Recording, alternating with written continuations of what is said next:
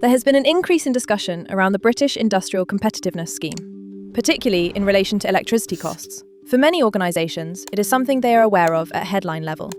What is less clear is how it operates in practice, and whether it is likely to be relevant at site level. The detail sits across sector, product, and how electricity is actually used, which means the position is not always obvious from high-level criteria alone. The scheme is designed to reduce certain electricity policy costs for eligible manufacturing businesses. These relate to the indirect costs associated with the renewables obligation, feed-in tariffs, and the capacity market. The effect sits within the structure of the electricity bill, rather than the wholesale price of electricity. Electricity costs remain a significant factor for a number of UK manufacturers, particularly those operating in internationally exposed sectors. The scheme forms part of a broader effort to address industrial competitiveness, including support for both frontier and foundational manufacturing activity within the industrial strategy. It is targeted rather than universal, and is intended to apply where electricity cost materially affects operations. Eligibility is determined through a combination of criteria. At a high level, this includes whether the organisation operates in an eligible sector, based on SIC codes, whether it manufactures an eligible product, based on HS codes, and how electricity is used within those activities. There is also an electricity intensity threshold applied at sector level. This means the outcome is not driven by sector alone, and cannot be confirmed without considering how production and electricity use align in practice. The position becomes more defined at site level. The level of exemption is linked to the proportion of electricity used for eligible manufacturing activity. Below 25%, there is no exemption.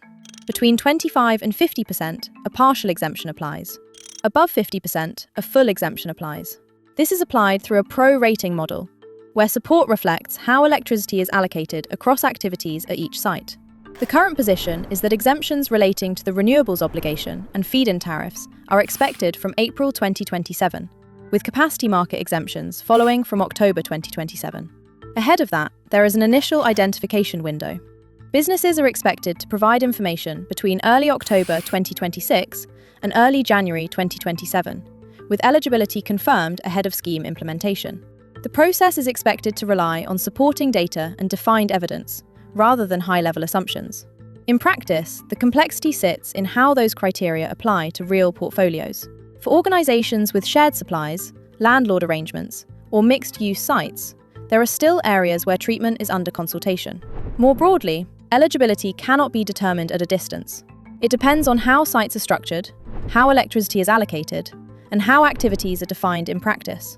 At this stage, the starting point is understanding the underlying position. That includes site structure, electricity use, and how that use relates to specific products and activities. Without that, it is difficult to assess whether the scheme will apply, or what the potential impact may be. This should be treated as a review process, rather than an assumption of eligibility. For now, the British Industrial Competitiveness Scheme remains something to keep on your radar. We will continue to cover how this develops as further detail becomes available.